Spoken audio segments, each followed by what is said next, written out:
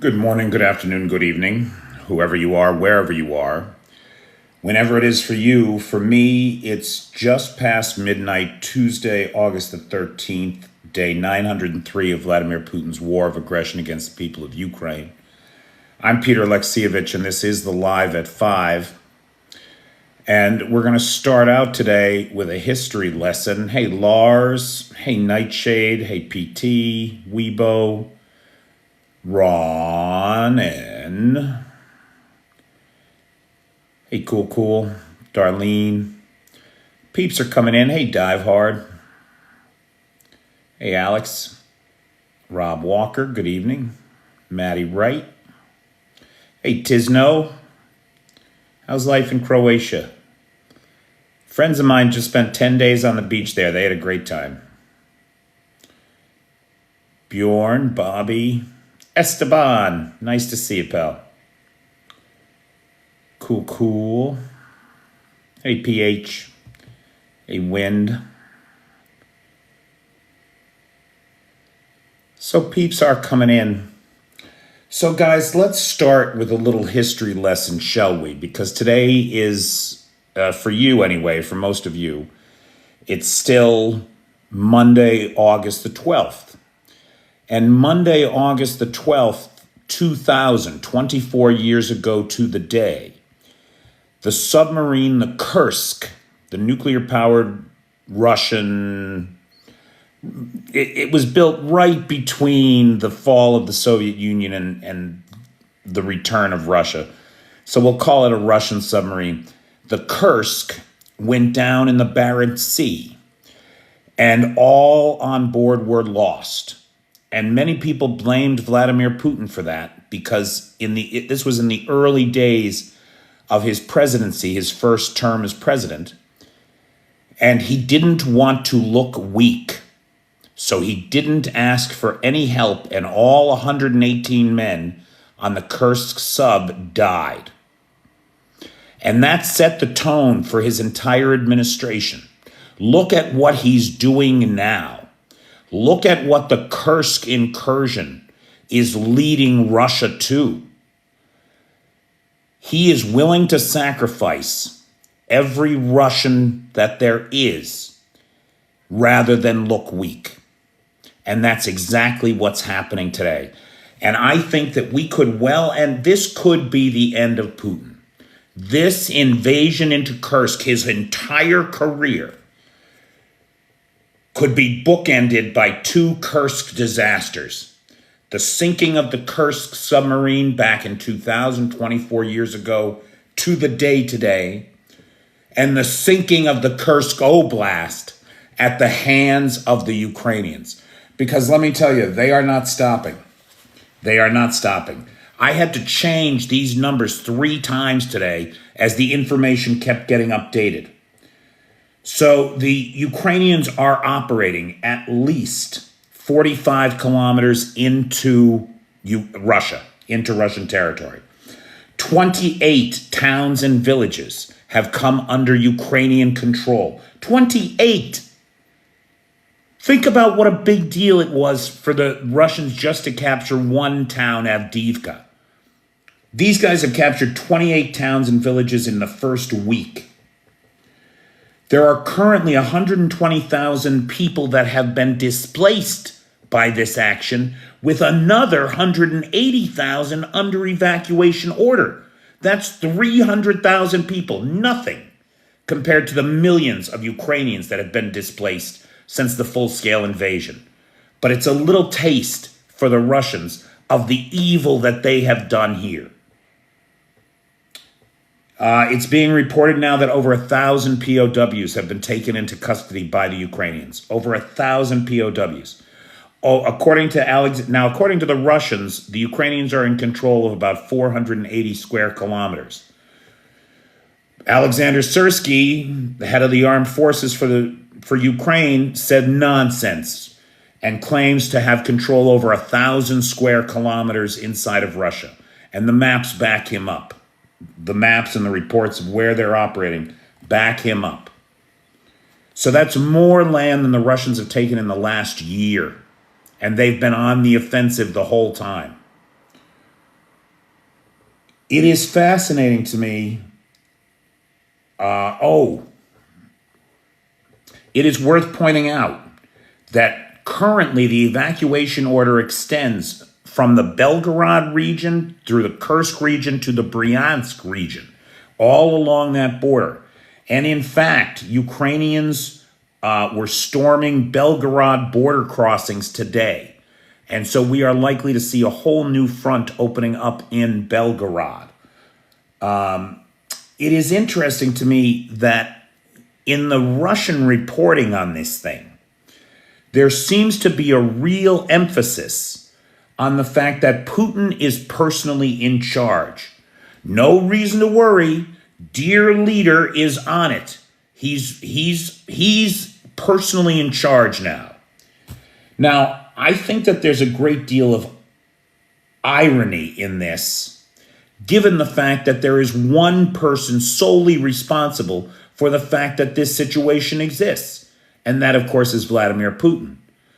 But the old mentality of the Tsar is plagued by his underlings, his corrupt underlings, and the Tsar himself can do no wrong.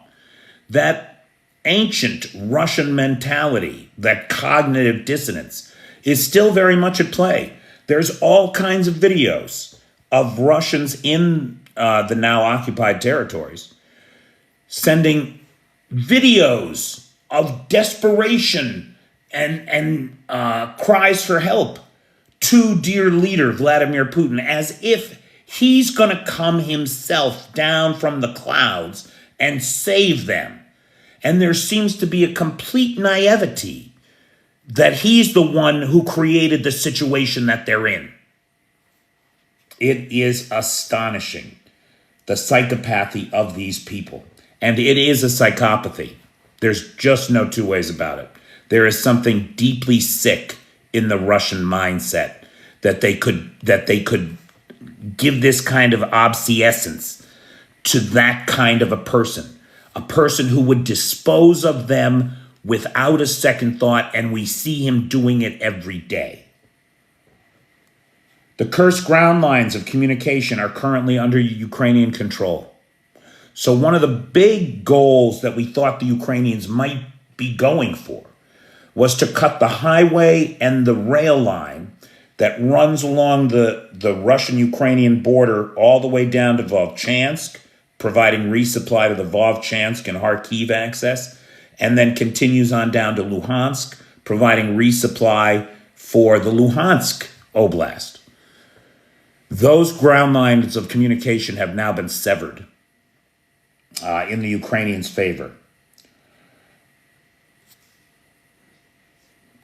I had suggested that first night when this all happened that cutting those ground lines of communications could well be one of the goals of this mission. I had also suggested that one of the goals of the mission might be grabbing the transfer and metering station, the gas transfer station in Sudza. Then it was pointed out to me there's no reason for that because the gas pipeline transits across Ukraine. The Ukrainians could fuck with that supply of gas anytime they want, in any way they want. And so grabbing the gas metering station, grabbing the natural gas transit station, that can't be a goal. Securing it, publicizing that they've secured it, etc., that could be a distraction away from their genuine goals. But it doesn't make any sense that grabbing the gas station would be a goal in itself. Hey, Sasha. In my opinion, now this is just my opinion, the Ukrainians may well have a reason for it.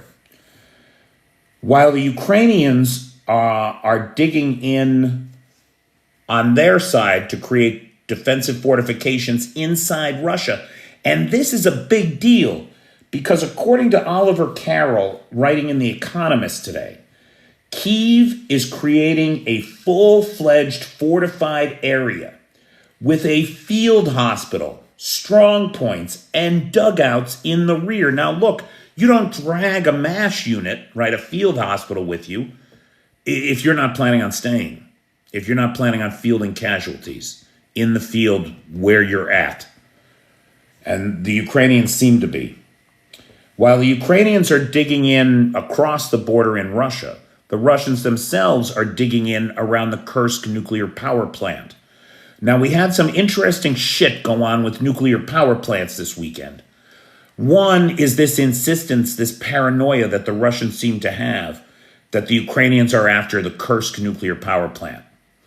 Now, again, the Kursk nuclear power plant is 68 miles, 110 kilometers from the Ukrainian border. The Ukrainians are not within 31 kilometers of the power station. And then there's the question of the efficacy of grabbing a nuclear power station or what you could do with it. So we don't know that the nuclear power station is even a target. However, the Russians are preparing defensive fortifications around it. It sits just behind the E38 highway that runs east-west from Kursk all the way out to Rilsk and then into Ukraine. And that E38, all along that E38, we're seeing Russian defensive fortifications go up. Russian authorities have urged locals not to post video or pictures of the incursion. And so you guys know Kyiv has been extremely silent about this incursion. We're not getting details from them. Everybody's keeping their mouths shut. And I have some thoughts on operational security here in 1 second. However, we've principally been getting information about what's happening inside Russia from social media. And clearly the Russian authorities want that shit to stop. They want to be in control of the narrative. The problem is they don't know what to say. They've been telling their people for months and months and months, there are no Ukrainians left. We've killed all the Ukrainian men. It's women and children in the trenches. There's nobody left. And now the Ukrainians pour 17,000 men across the border with their machines and take 28 towns and 1,000 kilometers in 6 days when your army hasn't basically moved in 2 fucking years except to retreat in Kherson and Kharkiv? You gotta be kidding me. You gotta be kidding me. Now, there has been,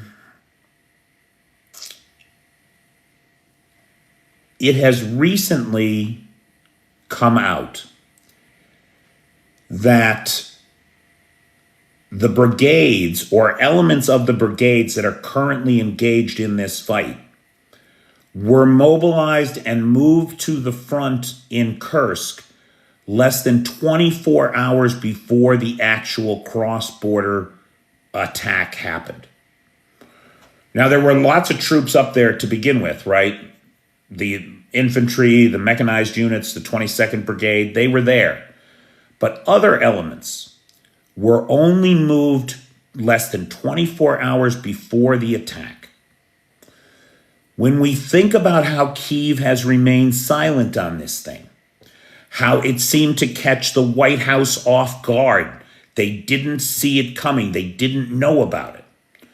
We have to take our hats off to the kind of operational security that's going on and has clearly gone on. These guys didn't even tell their own people where they were going or what they were doing. They didn't let the word of this attack out amongst their own people. Remember last year's counteroffensive? Remember we found out that the Russians knew they had all the plans for last year's counteroffensive? And they did everything they could to make sure that it was unsuccessful. The Ukrainians learned from that, I think. They kept this thing so quiet. I think it's entirely possible that they didn't share it with the Americans, because for all we know, the Americans were how the Russians got the plans last year. We don't know how the Russians got the plans last year. And if you don't know who told your secrets, you better make sure you know exactly who you tell your secrets to this time, so that if they get out, you know who told your secrets. So I think it's not impossible that the Ukrainian operational security was driven by a certain sense of paranoia over the betrayal of last summer. And they weren't going to let that happen again. And it certainly seems as though they've been effective. The Russians, despite having had warnings that this buildup was happening, ignored those warnings.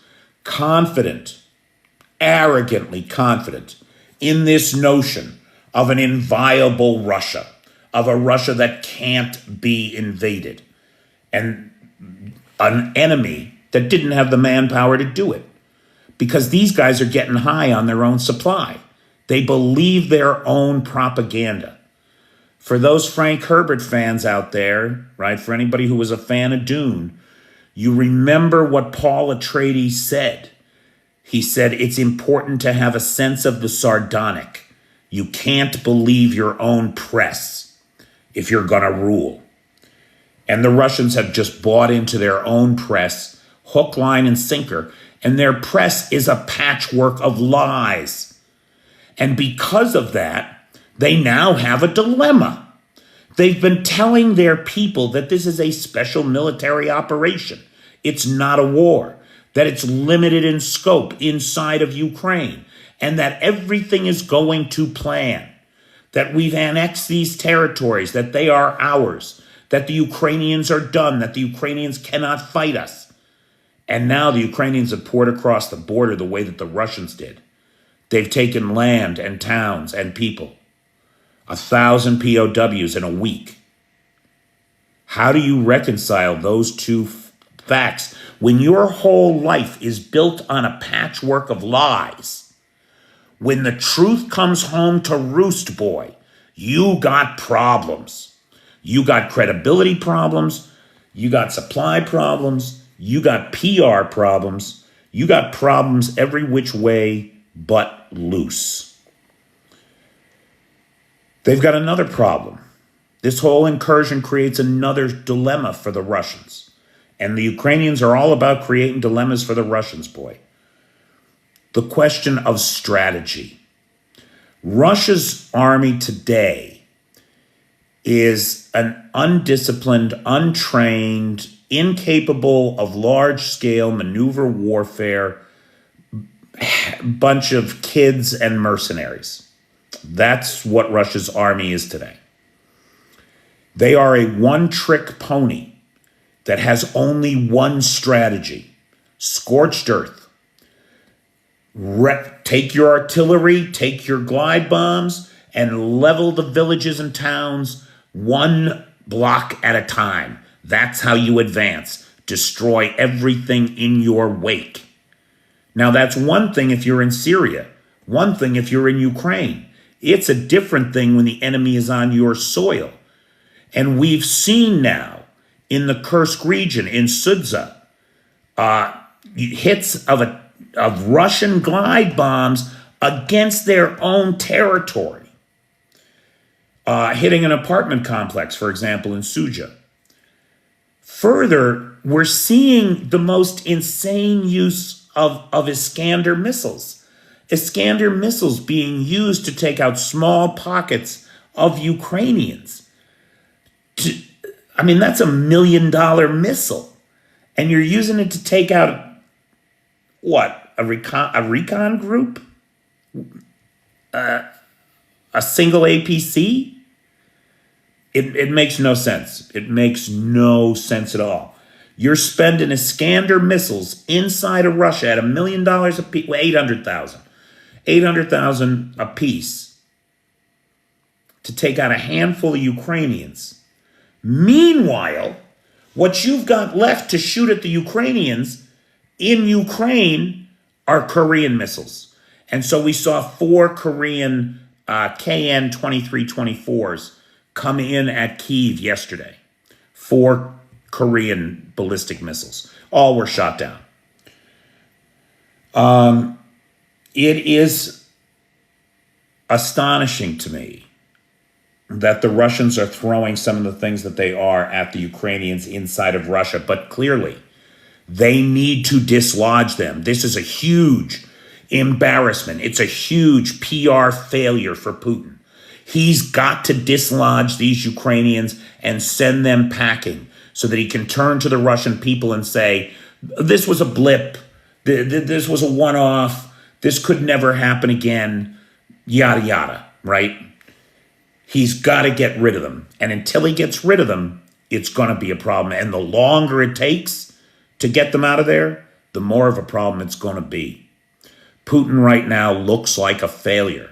His entire social contract with the Russian people, that he would provide them with a better life, economic prosperity, stability, and security, is going up literally in smoke in front of their eyes as this invasion, and I think it's worth calling an invasion, continues to roll forward, continues to expand the areas of Ukraine's control inside of Mother Russia.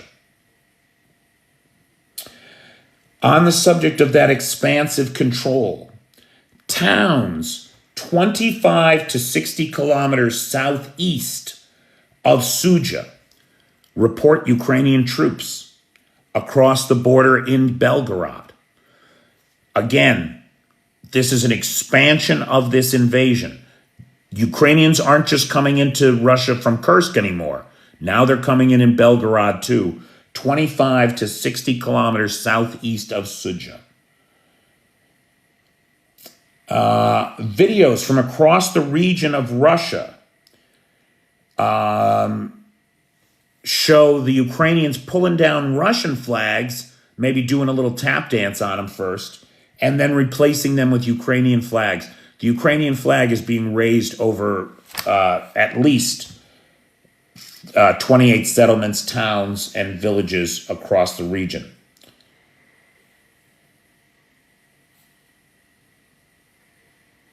Russia moves forces from Volchansk, Kherson, and Zaporizhia.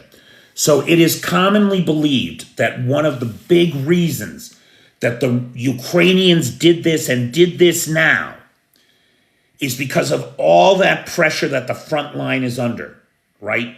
The front line has seen this grinding advance of the Russians, making small territorial gains over time,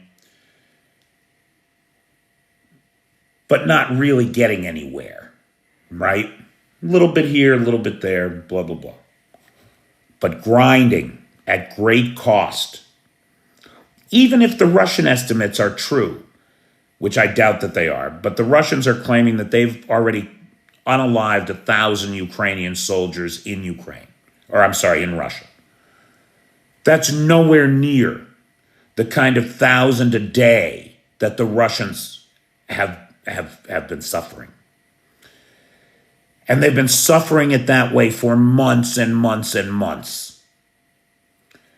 When we think about this advance, and we think about one of the big reasons for it, I think we have to think about the movement of those reserves off the front line, pulling the troops from Kherson and Zaporizhia and Volchansk to lighten the load on the front line, to take that pressure and put it somewhere else.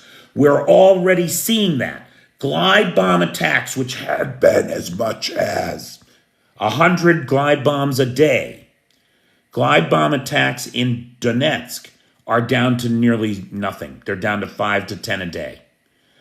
All those sorties, all those glide bombs now are being dropped on the territory of the Russian Federation in an effort to dislodge the Ukrainians. Ooh, I feel pretty.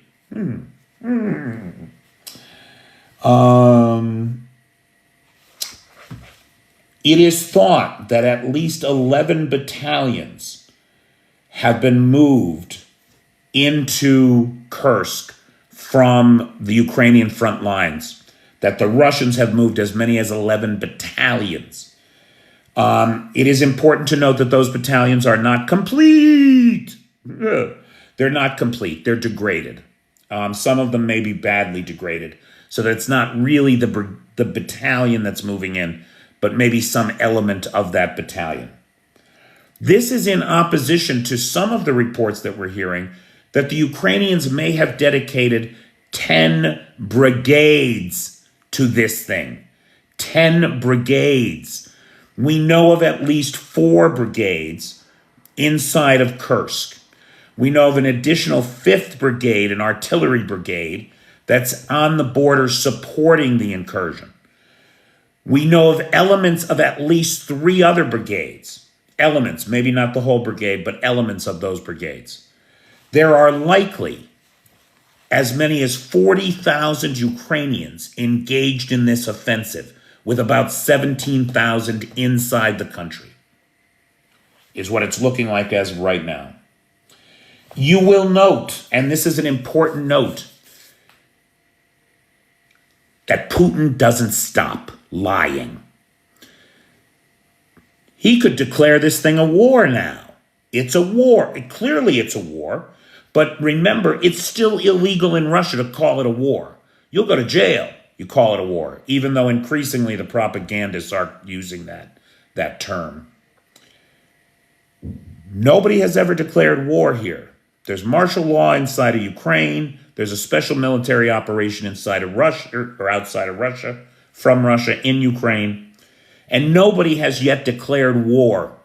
One of the reasons it's believed that Putin has not declared war is because that would mean that the military would be in charge under the laws of the Russian Federation. In a state of war, the military is in charge. Putin doesn't want the military in charge because Putin is not a person who believes in expertise. He's not a person who believes in truth. He's a person who believes in loyalty. And who is loyal to him? Who does he want in charge that he can count on? His FSB goons and thugs. That's who's in charge. And so what we see, or what we're seeing, is not a military response to the Kursk invasion, but rather a counterterrorism response with the FSB in charge in Kursk. That's who's in charge in Kursk, the FSB, not the military. The psychopathy of the Russian people and the cognitive dissonance of the reality of this war that is finally coming home to the Russian people, and their vision of this war, which is a patchwork of lies and half-truths and revisionist history brought to you by Vladimir Vladimirovich, all of that culminates perfectly in the example from St. Petersburg of a citizen of the Russian Federation who's seeing the suffering of his fellow citizens in Kursk, goes out and puts up a sign to raise money for the displaced from Kursk. He's going to raise some money, right? Let's help our brothers out. He is immediately arrested. He is immediately arrested and thrown in jail because there is no problem. Everything is going according to plan. Trust your government. Your government will help out. They'll take care of everything. We're on it. You don't have to think about this. And even just trying to be helpful means you go to jail. Put that in opposition to what we see happening here in Ukraine. Think about all the people that you know, maybe just from this channel, just from attending these lives. Blue Ariel Silk, David Frazier, Stuart McKenzie. The list Tony Takiri, of course. The folks over at Spirit of Ukraine Foundation. All of these are individuals who have decided of their own free will. We've made the decision that what's happening in Ukraine is so important that if we can help, we're going to help. And one tourniquet pack at a time, Tony Takiri helps on the front line. One vehicle at a time, David Frazier helps on the front line. Dutch Cossack 2, damn Skippy Fitz, thanks. helps on the front line. In St. Petersburg, you try to help, you get arrested. It's unreal. There is a major malfunction in the brains of the Russian people. Russia is sick, and the cure is Ukraine. Over the weekend in the Black Sea, Ukrainian marine drones hit a gas platform. It went kaboom. We don't know the fate of the 40 people that were on it, but it's thought that it was an electronic relay station. It's one of those gas platforms in the Black Sea that have gone back and forth a bunch of times in the last year. However, what nobody is talking about, and the reason that Ukraine had never blown any of these up before, what nobody is talking about is that that was an active gas platform, and there has to be gas burning in the sea. There has to be. How can there not be? And nobody is talking about the environmental implications of that on an already damaged Black Sea. You're boiling the water right now. It has to be. There's no way. You saw that explosion, right? If you saw that explosion, and that's an active gas platform, there's no way there's not gas spewing out like a blowtorch someplace. The Novokakhovka ecocide, the damage that's been done to the Black Sea by the Russians is an obscenity that's going to take years and years to heal. This does not help. This does not help. You guys remember I reported on Friday about the column of military vehicles that had been hit by HIMARS in Kursk. It was the first bunch of reinforcements that were being sent to the line. We got some video of that. Tim White on Twitter posted video of the Kursk convoy getting hit on day one. And the best knowledge that we have today says that about 310 Russian soldiers were likely in that convoy and likely unalived by HIMARS, making it one of the biggest days for troop losses in this war for the Russians. The Russians created a fire at the Zaporizhzhia nuclear power plant. What is wrong with these people? What are they thinking? Apparently, they dragged a bunch of tires into one of the cooling towers, which is just a great big concrete funnel, right? And they lit them on fire. There are experts who say that the cooling tower will likely need to be rebuilt now, right? Because those cooling towers recirculate water into the nuclear fuel rods, the holding tanks, to keep them cool. Well, fuck all. Guess what? That water's got to be clean. You ever try to clean up from a tire fire? You ever been around a tire fire? That viscous, noxious, toxic fume and the particulates that get on everything. Everything is black afterward. That tower may not be able to be cleaned, and it may have to be replaced because of this nonsense. Unreal. 3 Chechen fighters were identified among the POWs. And so some of the Akhmat Brigade, right, the people who never surrender, just like Trump, they are in custody today, in Ukrainian custody. Now, the FSB, for its part, because it's in charge in Kursk, right, you know what the first thing it did was it banned the sale of alcohol in 8 of the districts of Kursk where all of the soldiers are going to be. So you got all these reinforcements coming in, all these reserves coming in, right? And what do? You make illegal the sale of alcohol because you can't trust your soldiers to be sober. That's the bottom line right there. Over the weekend, we saw another in the series of amphibious attacks in the islands and spits down around the mouth of the Dnipro. Last week, we saw an amphibious landing on the Tendra spit over the weekend, we saw what was basically a Wave Runner, right? Wave Runner is a brand. Ski-Doo is a brand. What do you call those things? Jet skis.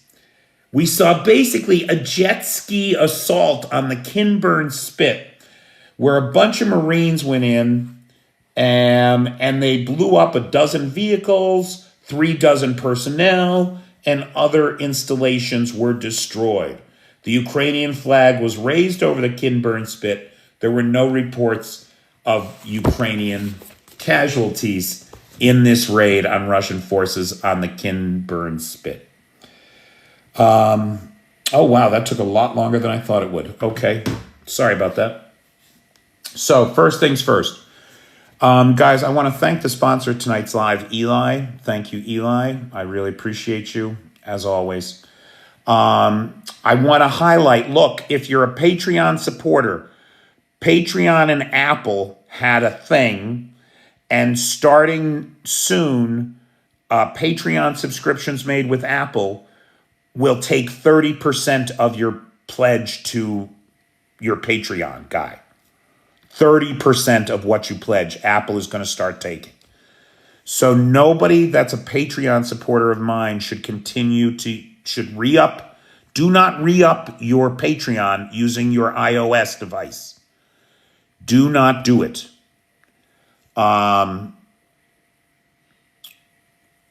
Let's figure something else out. But guys, be aware. PayPal is great, Parda. Thank you. Hey, Fitz. Hey, there's Eli. Everybody thank Eli. Hey, Lily. How you doing? Okay.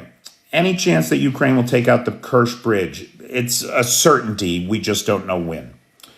I also want to thank, in addition to the sponsor of tonight's live, Eli. Thank you, Eli. I also want to thank the moderator team, Cheyenne, Vanetta, PT, John Williams, J, and Travis, best moderator team on the Tickety Talk. Big thanks to Nightshade, who has the Peters Peeps public group over on the Book of Faces. Join us there, please. Big thanks to Vanetta, who's got the Facebook group Dismantle Project 2025 and the Google Docs share, where you can find email message templates to your congresspeople, senators, and the White House calling for a no-fly zone west of the Dnipro and for unlimited use of Western weapons in Ukraine. We gotta untie the Ukrainians' hands. When we think about this Kursk invasion, it's possible, I don't know this to be true, but it's possible that one of the reasons they did this was because America won't let them use the long-range weapons to hit the airfields inside of Russia where the glide bombs come from. Well, maybe the Ukrainians got fed up fucking waiting for us and decided to go get them themselves. If they can't use the weapons that can reach out and touch them from where they are, maybe the Ukrainians decided, well, let's just go get them ourselves. And that's not... All we're doing is prolonging this thing and resulting in more loss of blood. More loss of blood. Hey, Betty Thompson. Okay, did I thank everybody? Lars. Hey, Lars. Lars, who has the Discord server and the Alexievich archive. So that's the whole team, guys. Thanks, everybody. One IL-80 was destroyed on a airbase north of Moscow. Orcs have only 4, now 3. I don't know what an IL-80 is, Wind. I mean, I assume it's like an IL-76. It's a big cargo plane. Hey, Tilly, how you doing?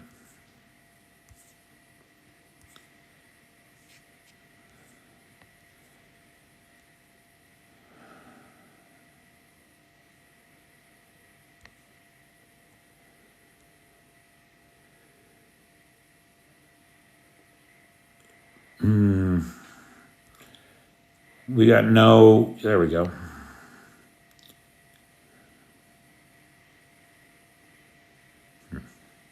Hey, Birdie, how you doing? No, they want the nuclear plant, says Day David. Maybe they do. I don't know how you know that. I'd be interested to know how you think you know that, what your source is. It's a long road to hoe to get to that plant. And then the question is, what are you going to do with it? Thank you, Lars. Hey, Road Rat. Are they cargo or AWACS? The IL-80? I don't know. It's the Russian AWACS are the AN-50s, I thought. Now, that's not to say that they don't have other ones, but I don't know what an IL-80 is, common sense. PT, are you there? Can you tell us what an IL-80 is? Hey, Maddie Wright. Hey, Bertus.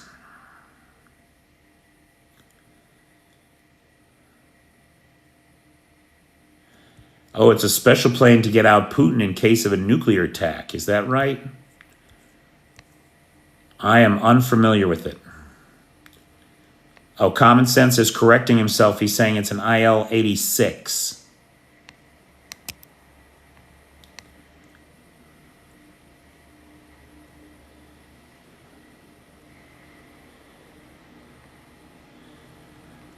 Looked it up. It says a command and control plane. Hey, Jedi. Flippy says, you don't think those small attacks on the Crimea Peninsula are some kind of reconnaissance? They seem to be more sabotage attacks. Like they seem to have the reconnaissance already, Flip, but then they're going in to hit a particular target, get in, get out, done.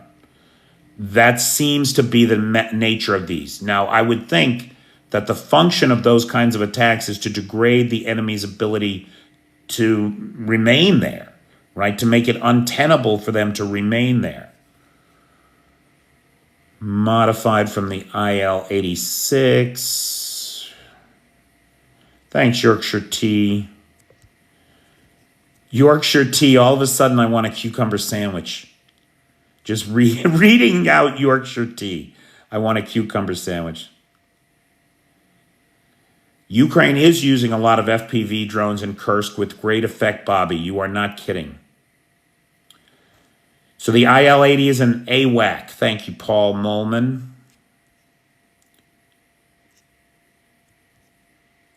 There are very few of those left in Russia, that is for sure. Do I think any tactical nukes are in the overrun area? Jeff, I haven't looked at a map of Russian nuclear storage in a long time. I don't know. I wouldn't be concerned about it. The Ukrainians are not going to go after Russian nukes. Look, the Ukrainians are competent. If they wanted nuclear weapons, they could build them. The technology, the fuel, everything you need, these people have. So that wouldn't be it. I wouldn't think.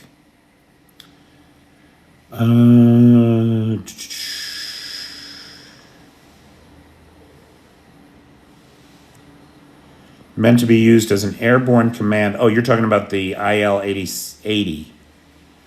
Meant to be used as a command and control for Russian officials, including the president. Thank you, Spirit of Ukraine. Avery says, Flip, what those are shaping operations to take Crimea. And that, I would agree with that. Have the Ukrainians cut off supply routes to the south or north? Yes, Walter, they have. So I assume you're talking about the Kursk incursion.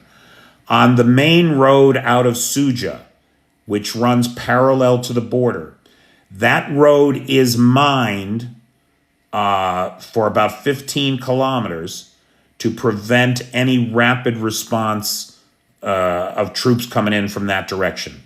So nobody's coming in from the south. And then as I understand it, the two main roads that go north out of Suja to the E38, those have both been mined as well. The nuclear power plant in Zaporizhia is still in a state of cold shutdown. The fire, I believe that the tire fire that they started in the cooling tower has been put out.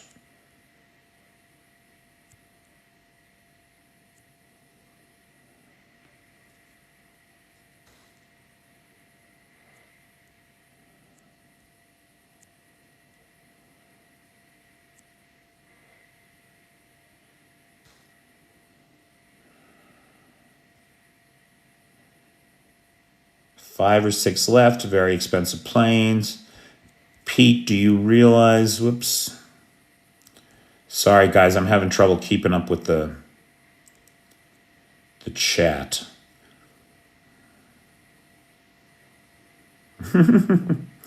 David Fraser says, do you realize we are one day closer to the party of all parties on a Crimean beach? I realize it every day.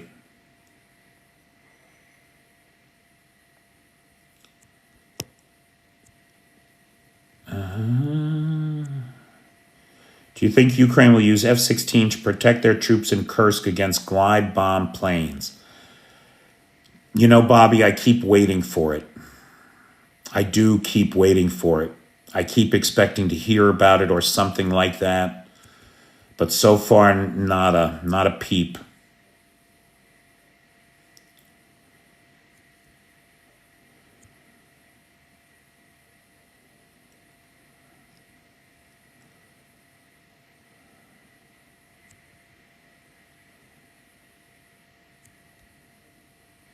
Oh, hell yeah, I'm cooking the barbecue. I don't trust the British to make food. You gotta be kidding.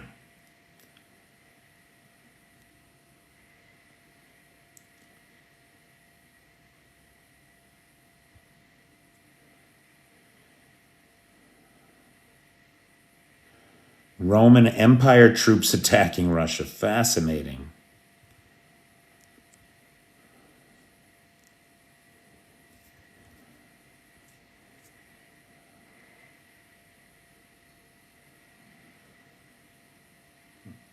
Yeah, the comments don't make any sense though, Cheyenne.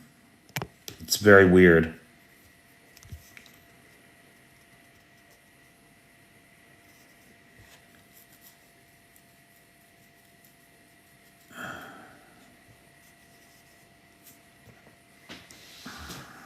Okay. So guys, what else is going on? Anything else going on? We have 10 minutes. 10 minutes. Again, I want to highlight for everybody, please, if you can join the Patreon, please do. But do not do it through an iOS device. Apple is going to take 30% of what you donate if you do it through Apple. So do not use Apple Pay. And anybody who's got Apple Pay, do not renew your Patreon with Apple because they're going to hit you for 30, or they're going to hit me for 30% of that pledge. All right. Good night, Bertus. Get some rest. Thank you, Lair Carter. Lair Carter? Hey, Chris Carter. How you doing?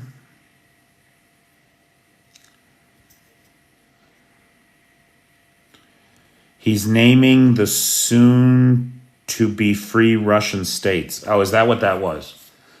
Yeah, I didn't know.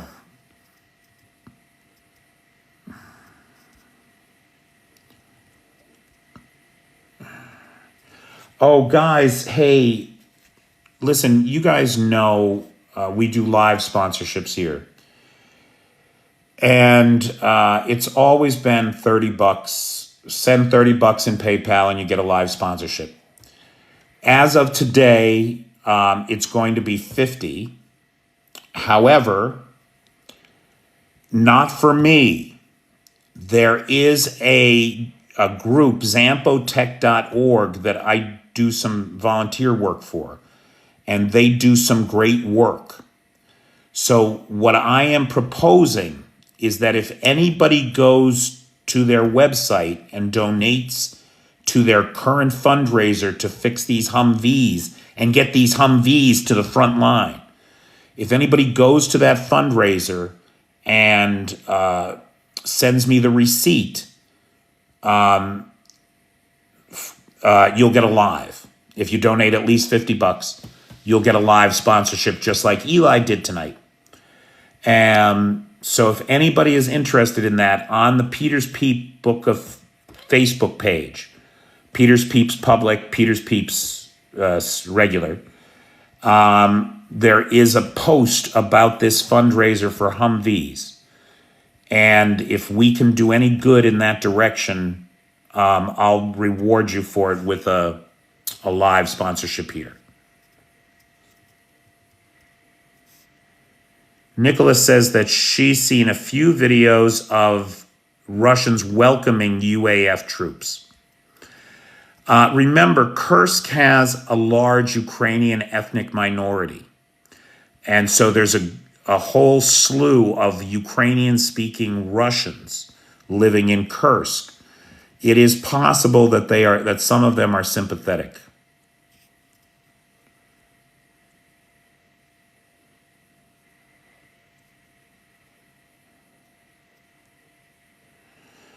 Yeah, Flippy, that is the video, right? Where I'm in the Humvee talking about how uncomfortable it is.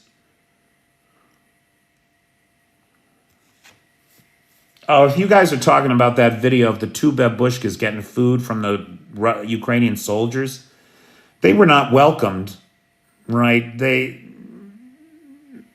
were not unwelcomed, but you'll notice that the women did not say, when prompted at the end to say glory to Ukraine, all that came out of their mouths was glory.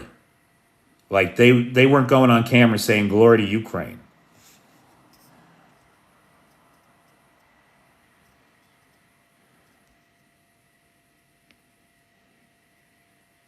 Indifferent as fuck. I agree, common sense. It's exactly what I would say. Indifferent as fuck.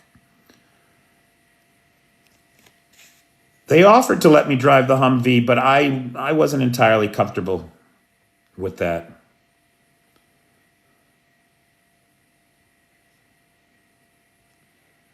I confess, I was not entirely comfortable with that.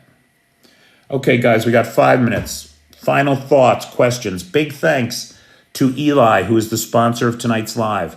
If you are a Patreon supporter, do not use your iOS device to re-up your membership or to make a new membership, please. Everybody likes Hummers, Bobby. Don't be silly.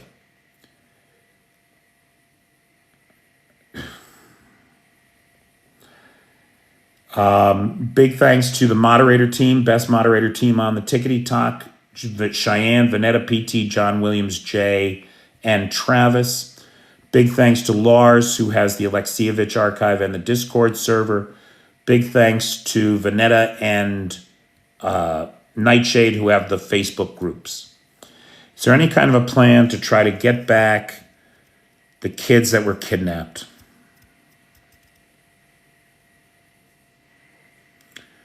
You know, Magical, I can't even talk about that because you know what's happening to those children.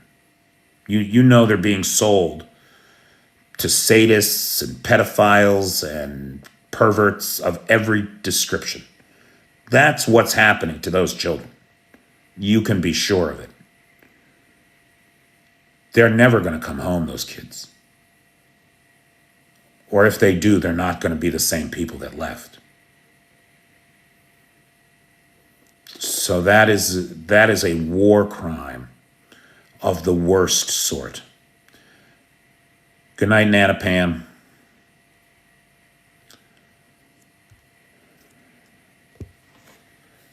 So I'm, there's no plans with the Russians because the Russians don't negotiate in good faith.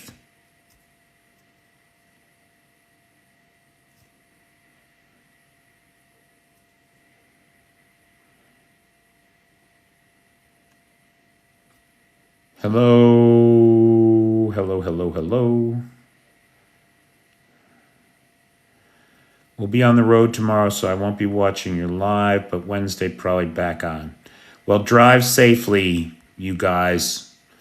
Flip and Lily came to see me in Kyiv the other night. We had a very lovely evening. We went out to dinner. They took me out to dinner. It was really very pleasant.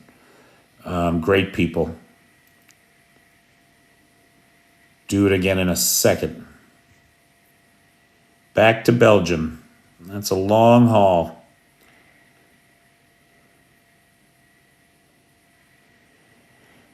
Rob Walker says, I'm guessing supply from Europe and USA is flowing freely to Ukraine now. I assume you're talking about weapon supplies.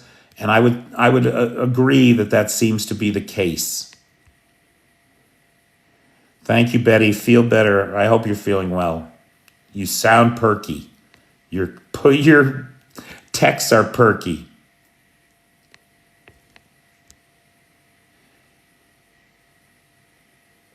Thanks, Bobby.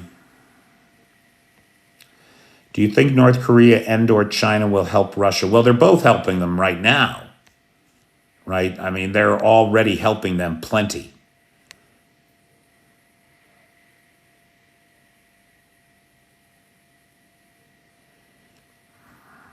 What will be Russian ether meal?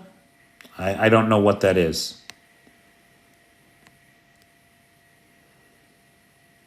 Thanks, Paul. Paul, did you see my comment? You have a doppelganger in Kyiv. I mean, I literally did a double take, man, on the street. I was like,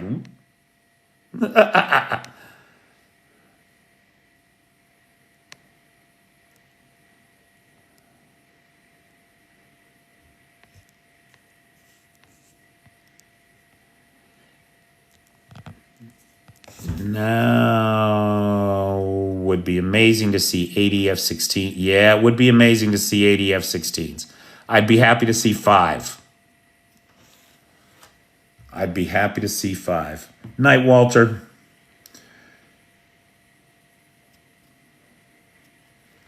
All right. Thanks, user 590-436-754-2078. Good night, Maddie Wright. Good night, Cheyenne. I'm getting this stupid thing now. Hold on. Verify to continue. All right. So, ladies and gentlemen, other non-binary folks, I'm Peter Alexievich. This is the Live at 5 from Kyiv. Up. Can you hear it?